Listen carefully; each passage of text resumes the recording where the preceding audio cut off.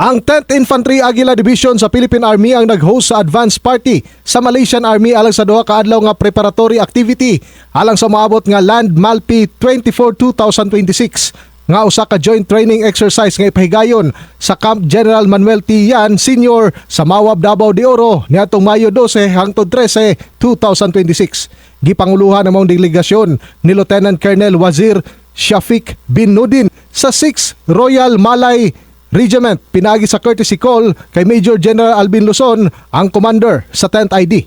Sumala pa ni 10th ID spokesperson Major Ruben Gadot nga ang Land Malpi dili sama sa balikatan military exercise. Unlike sa balikatan nga naay mga simulation like actual deployment sa ground o mga mobilization, no, tactical mobilization, and ang coverage lagi niya is small group lang ni sila.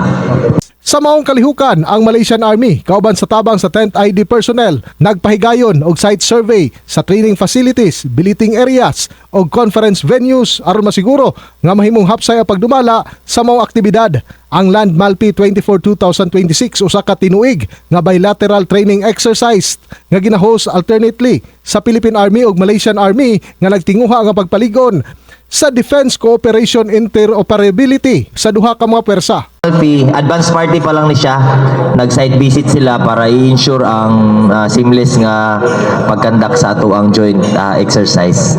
Ang exercise proper paghimon sunod bulan lakip na ang subject matter expert exchanges, cross training, tabletop exercise o command post exercise nga nakatutok sa combined arms operation o battle staff planning.